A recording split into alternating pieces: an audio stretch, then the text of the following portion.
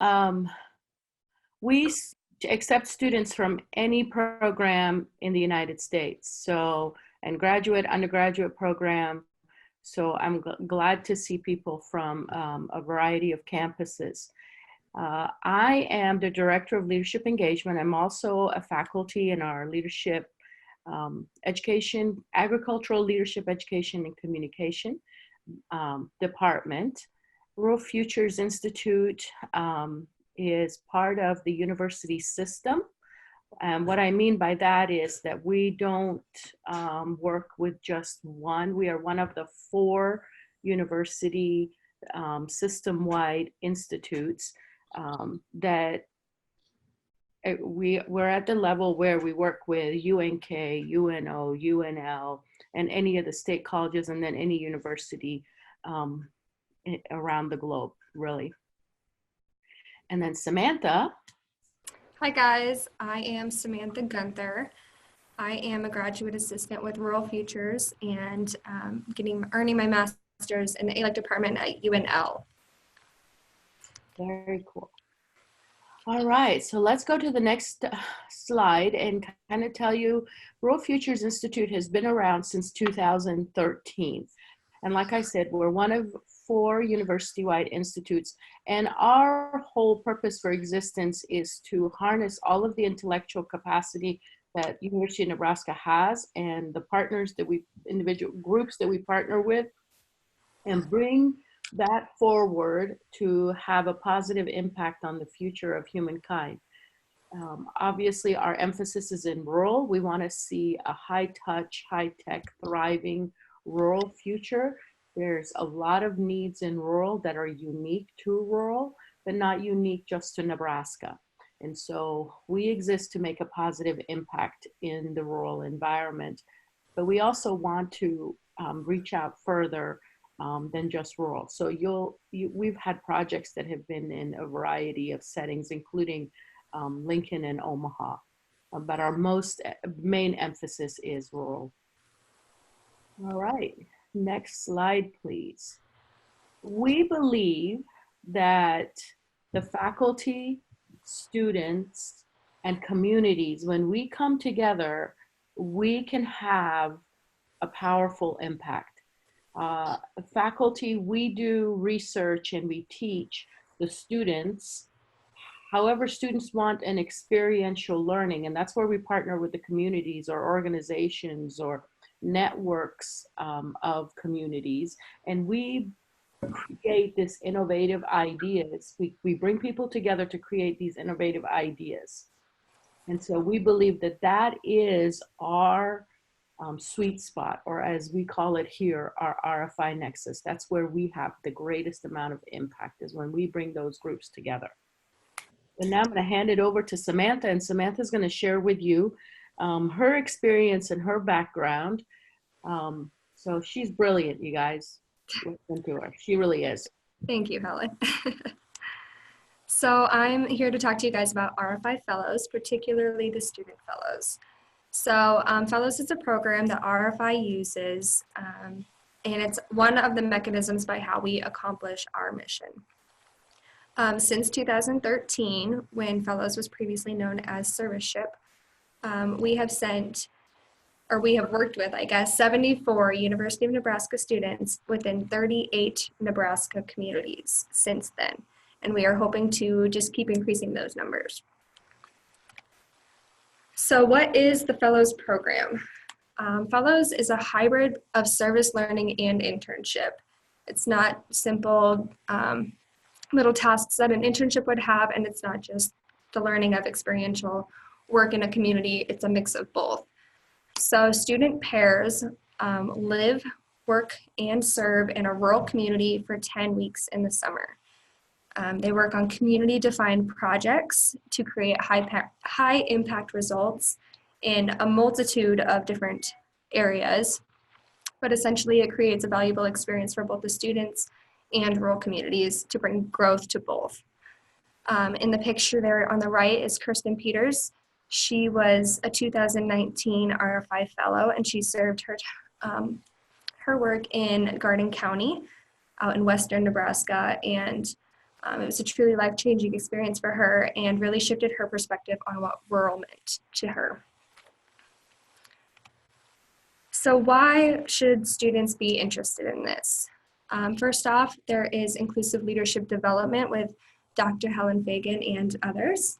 And that continues into having one-on-one coaching with trained coaches throughout the summer. There are 2 different 1-hour coaching sessions where students and community fellows are able to have a one-on-one discussion about any professional or personal areas of growth that they may need help working through. Next is resume building skills and experiences. So like I said, this isn't just an internship. Our students do elevated work, and that creates resume building skills and experiences because students take full ownership of a community project and work with it from start to finish, whatever that project may be. So it really gives the students an experiential opportunity to have a full hands-on experience with that project and making that happen in a community. Through this process, we have noticed that many of our students and community fellows have a perspective shift, whether that be what rural means to them or maybe what they want to do in their future for a job or for a career down the road. Another plus is that our students earn $5,000 for their 10 weeks of work. That comes out to about $12.50 per hour, and it's a full-time role, so students work about 40 hours a week. And it's not necessarily a typical 8 to 5 work schedule because there are oftentimes meetings or community events that students are invited to that may happen in an evening or on a weekend, and sometimes those hours can shift to working on a Saturday or working on an evening rather than the typical 8 to 5 schedule. The next bullet, free housing. Our communities provide the housing for our students so that they do not have to look for a place to stay and spend money on whatever housing that may be. Then there is RFI Lift. Our communications team is excellent in lifting up our students and our communities professionally and personally on social media and online. We really make sure that we show the professional side of the students and give them the uplift that they need to land a future job or career. And then finally, professional and personal development. This one is probably the biggest one to me because you grow so much through this experience in such a short amount of time. It's a really transformational and hands-on experience that really sets you to be prepared for your future. So let's dive into what type of work you might actually be doing in the community. This is based on what communities need. We don't have a list of projects that communities can choose from. These communities come up with their own projects that they have defined that they need help with. So this could really be anything within any of the bullets on this page. For example, planning. You may be working on creating strategic plans for a business or for the community as a whole moving forward. Or say there's housing. There's a shortage of housing across rural, and being able to assess any needs or conditions that are already in that community and how that community could move forward is something that communities find really beneficial. For education, this past summer we had students working out in Garden County assessing early childhood needs and assessing what types of qualifications the community is looking for within early childhood development and early childhood facilities, and being able to create a plan as for what needs to happen in the future to meet those needs. And this goes on into tourism. During my summer in Norfolk, it was my job in the second 5 weeks of my experience to connect retail markets from the downtown area to the mall area and how they could work together in order to boost retail sales for the community. That also going into quality of life, this could be mental health awareness. Our students worked on this project in Chadron this past summer, and it was extremely successful in creating some awareness and support across the community as a whole. or it could be physical health, outreach, and education. There's a lot of different areas within quality of life that could be worked on by our students. And then a common one is economic opportunity. So newcomer attraction, retention, and entrepreneurship. These people work highly with economic developers in the community to help the community identify opportunities for entrepreneurship or new businesses, or what the businesses there might need. So there's really a range of opportunities within different communities, and so that's why we are open to all majors, because we really want to match student interests with the community project so that it creates a valuable experience for the student, as well as having an expert enter the community and do some valuable work there. So our communities are applying right now, as well as our students, and then once we identify those projects, we'll be able to look for students who specifically meet those needs. So what does this whole process look like? So after applications close, October 17th, we'll be doing some interviewing and matching. And then once the applicants are notified of their acceptance, we move into the experience. It starts with online pre-academy, which is in April and May. The dates aren't quite decided on that yet, but that's the approximate time it will be. And this is an online training course. It's approximately 8 to 10 hours of work that include lectures, activities, assessments that both the students and community fellows take part in. And this content is really to help prepare the leaders for personal awareness, community development aspects, some assessments to help them understand where they're at and where they might want to be, or how to use those strengths within the future projects. And then we move into in-person academy, which is May 18th through the 21st. It starts on a Monday evening and we go till a Thursday morning. And this is a really fun time where we have a lot of activities and team building. The students get to meet their community leaders and spend a lot of time together talking about the projects that they might be working on, or their strengths and how their strengths align, or their expectations, and a lot of other information that helps the students and community fellows really get on track to get started on their work right when they move into their new community. The content that we go through is emotional intelligence for managing diverse teams.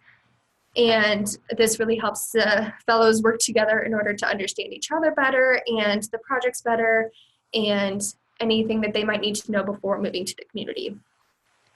And we also go on a community visit. In this past summer, we went to Broken Bow and toured the community. And I'm not sure if we're going to go to Broken Bow again, but we might be. It's undecided yet. Just want to add that your housing and food and everything during that time is covered as well. Last year, or this past summer, we were at UNK. And so we try to bring everybody together from all over the state, and we're looking for a central location so everyone can attend fairly easily. Right, thank you for that, Helen. Mm-hmm.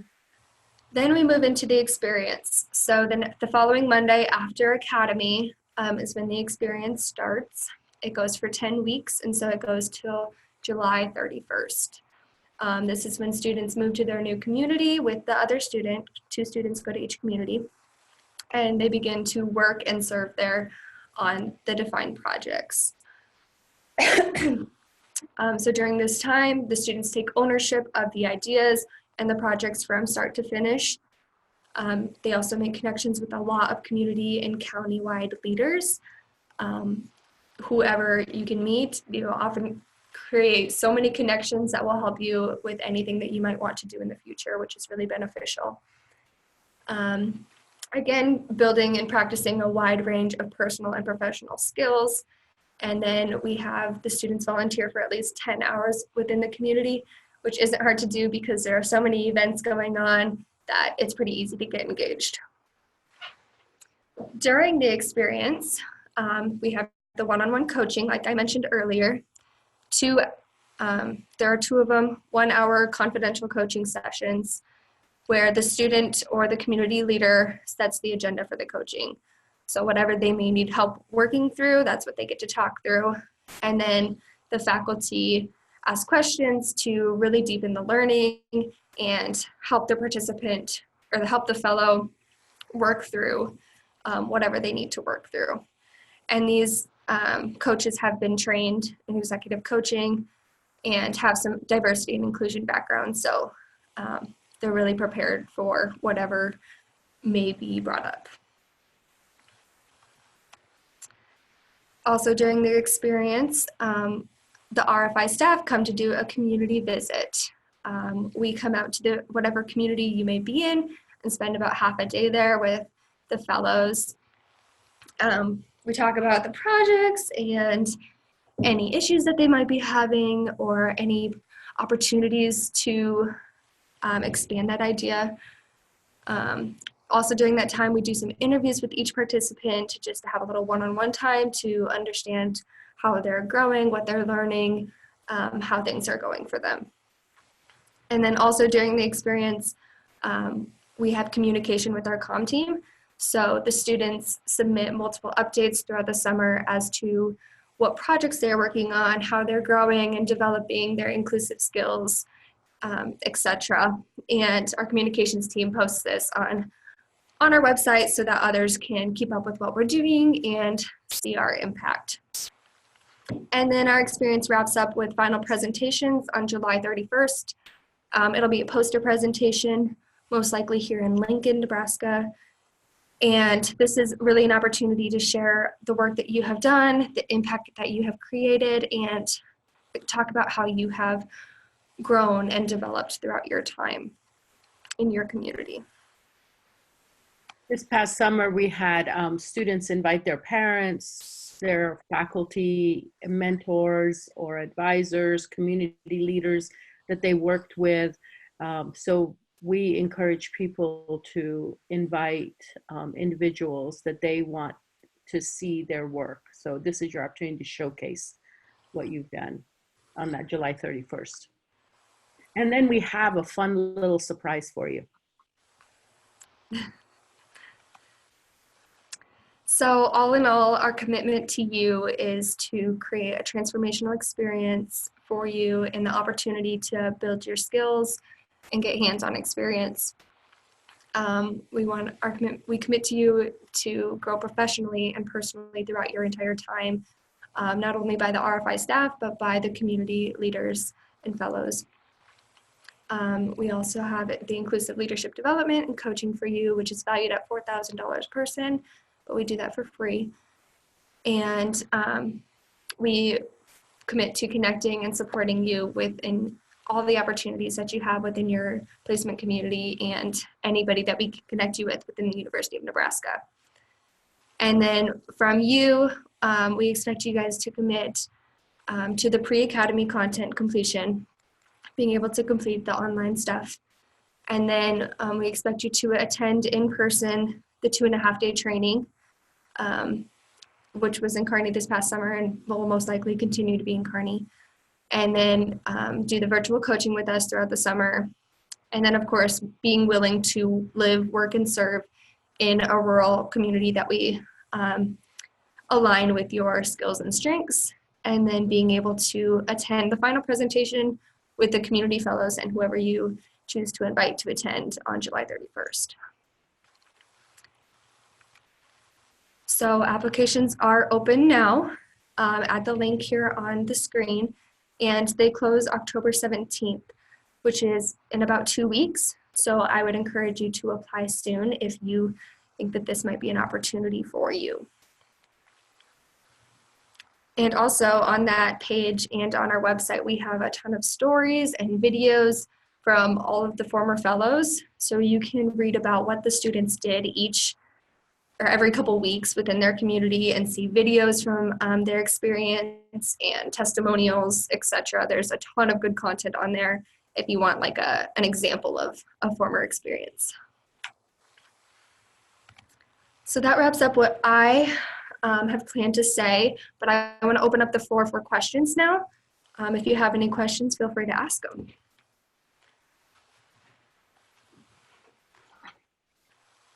Okay, I have one. During this experience and whatnot, you said sometimes there will be like events or opportunities for us to take advantage of on the weekends.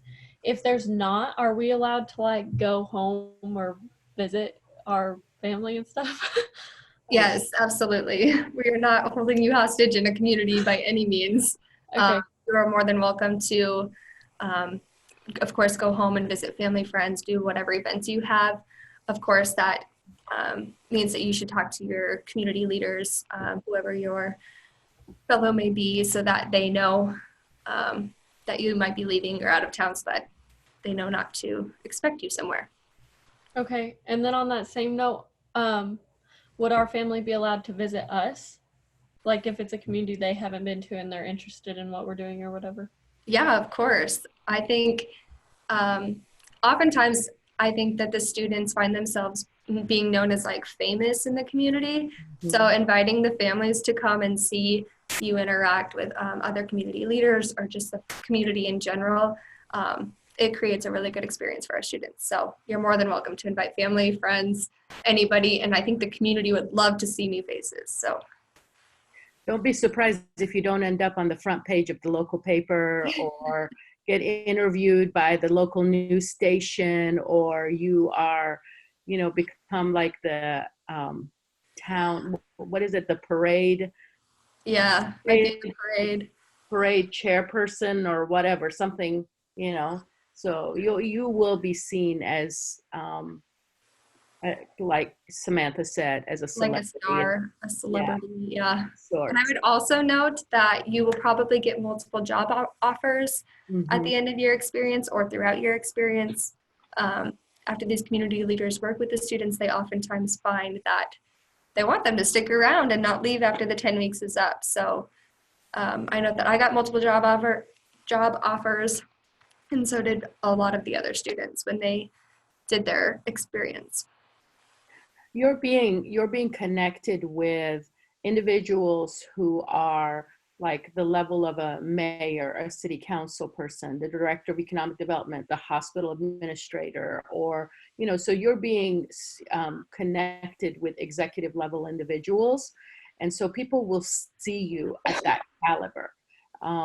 So the development and the leadership development that you're getting, your community leader is also getting. And so that creates an opportunity for them to see you as a professional.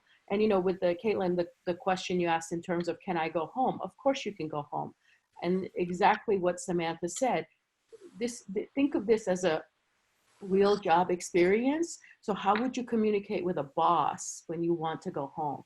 And there are students who have said, I've got a wedding, a cousin's getting married, or I'm in a wedding, or something along those lines. You work that out with your community leader.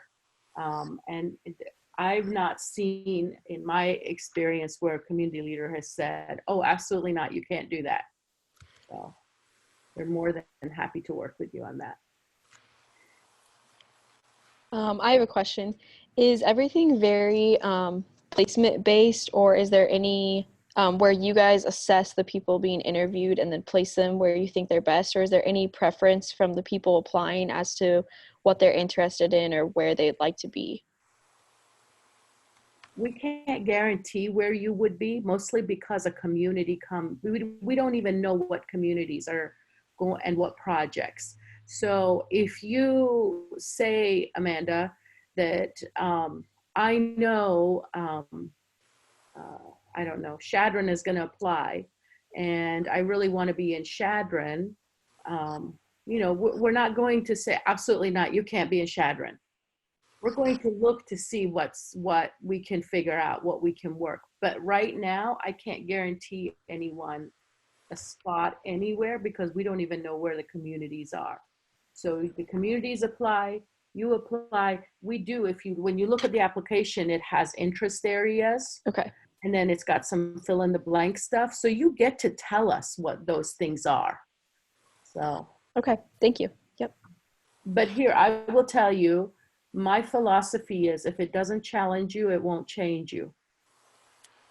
So Yes. my goal is that in order for this to, in my research, I've seen, in order for this to be a transformative experience, we have to challenge you. So staying close to home is not going to challenge you. Hmm. I have a question. Sure. I'm actually coming at it from the applying as a community. Uh-huh. And so if our community, so I live in Albion, Uh-huh. and if our community is applying, then we have to have basically like a project, a specific project that could be completed in the 10 weeks, correct? Doesn't have to be completed in 10 weeks. Here, let me tell you about a couple of the projects. It's like, so Chadron, Nebraska, the public school system, they got a $5 million grant, and they were to look at K through 12 mental health needs, and then create a system by which they could assess and provide support. And so this is a multi-year grant. So they participated last year saying, we know we need this done and we know we need this done, but we don't know what else we need done. And we're not really sure how long this will take. And so our community engagement person, that Teresa Klein, she can't be on the call today. She is really gifted at helping you identify what could be possible projects. So if your project, you know, you want, and I tell communities, dream big. If you know that you would love to have, Albion would love to have a YMCA. I don't know if you have YMCA. I'm just, No. your dream is you'd love to have a YMCA for the daycare, for the opportunity for kids, for whatever, but you don't even know where to start. You don't even know what that would look like. You don't even know where the funding would come or any of that. That is something that we could connect you with students. Students could do the research on what state funding is available. What's the feasibility of that? What are the requirements and how do we go about doing that? So that could be a project. Now, there is no way that a Albion would get a YMCA in 10 weeks, right? Right. So So there, it yes. has to be a project that would be done in 10 weeks, but it could be a project where students are doing like some groundwork.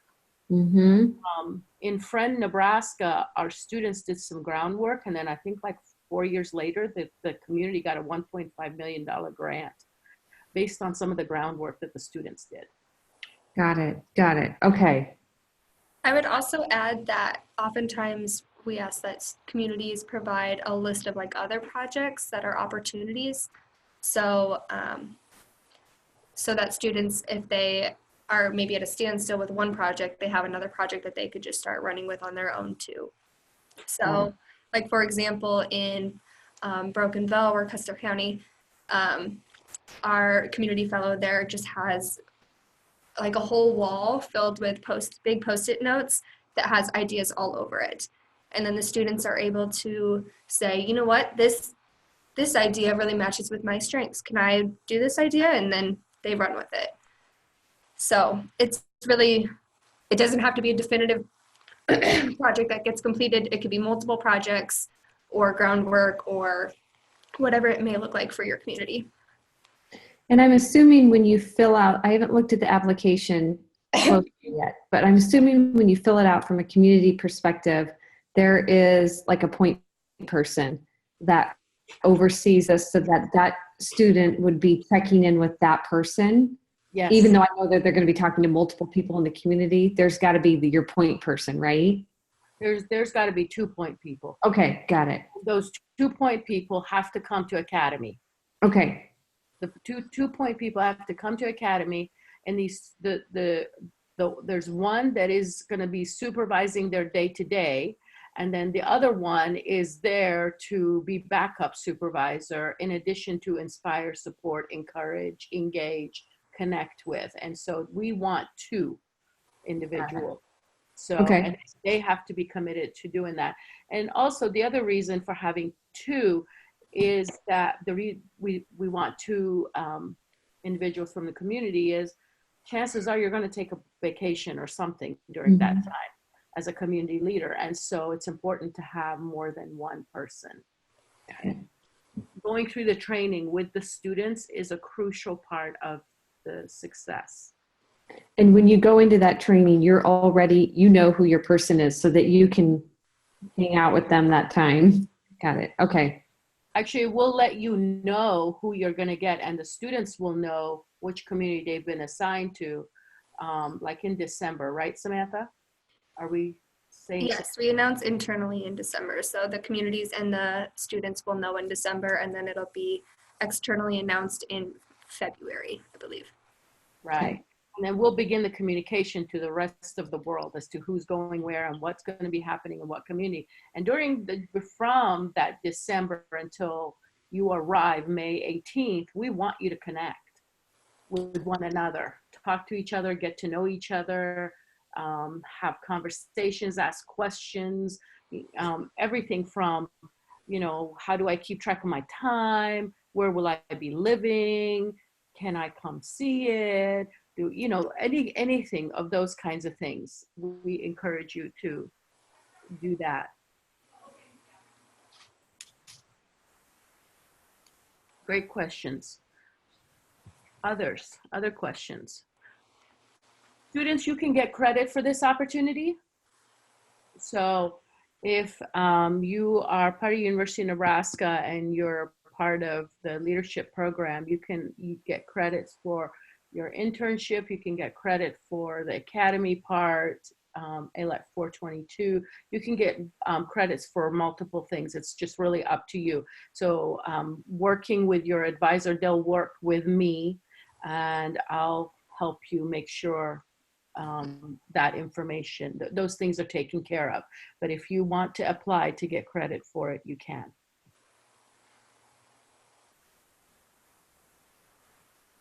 How often you get paid is a popular question people ask.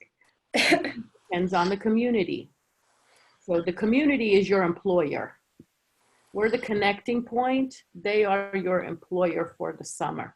So some communities pay once a week, once a month. Some pay once every 2 weeks. Some pay, it just depends on the community and the structure that they have working and the mechanism by which the pay is coming through. Some communities will have you fill out a W-2 where you're like an employee. Some will do contractual. So you get the full amount, but then you have to pay back the taxes that they would have normally deducted if you were an employee. You would have to pay that later. So you don't want to spend all that money. You want to save some of it for those taxes. But if the community does pay you as an employee and they take those taxes out, then you'll get a W-2 for it. So otherwise you get a 1099. Another popular question is, what will my dress code be, and will I have to log my hours? And that relates back to what Helen just talked about how the community culture defines that. So if the organization that you're working with dresses professionally every day, then the students may be asked to dress professional as well. It all just depends on what the organization or community leaders ask for. In the past, we've given, tracking hours too. sorry, Samantha. You're okay. I was just going to say, in the past, we've given polos with, let's say, Rural Futures Institute as well as a way, so we give you some goodies as well. So you can wear those. We've had students that the polos and shorts or pants were their standard uniform they chose to wear, depending on where they were. I have to take off and head to another meeting, but thank you so much for putting this on. It was very, very informative and helpful. So thank you. Our pleasure. Let us know if you have questions, Amanda. Have a great day. Thanks. You all too. Thank you.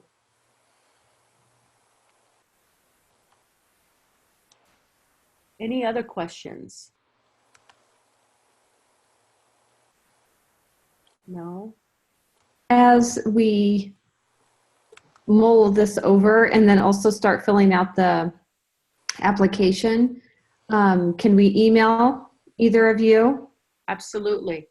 Email us. If you are have questions in regards to the application for the community side, highly recommend that you email T Klein, Klein, at nebraska.edu. That's Teresa Klein, and she is, like I said, our community guru. Okay. She has answers to questions. There's there's community funds through the Nebraska Community Foundation. So if a community says, hey, we want to do this, but we don't know how to come up with what we're going to pay the students or how we're going to pay for housing or whatever, Teresa has connections that she can connect you with to come up with some of those funding type of things too. So, and part of the reason we're doing this early is because if a board needs to budget or needs to plan something, you need to have board approval for something, you can do that. So. Perfect. We are going to be around, so please, if you need to leave, you're welcome to do so. But if you have questions, feel free to email, and we will be happy to respond to you. Brooke Manny is one of our other graduate students, and she's working on the research side of this. Equally brilliant, new this year. She's from Kansas, graduated from Washburn University, and new to University of Nebraska, and so she's very excited to be a part of this team. So you'll hear from her and see her. Just know that Samantha handles the programmatic side of this, and Brooke handles the research side of this, and they do all the work and they make me look good. Mm-hmm. So if you guys have questions, and for those of you who are at University of Nebraska-Lincoln, take my class. Leadership and Diversity in Organizations. It's awesome.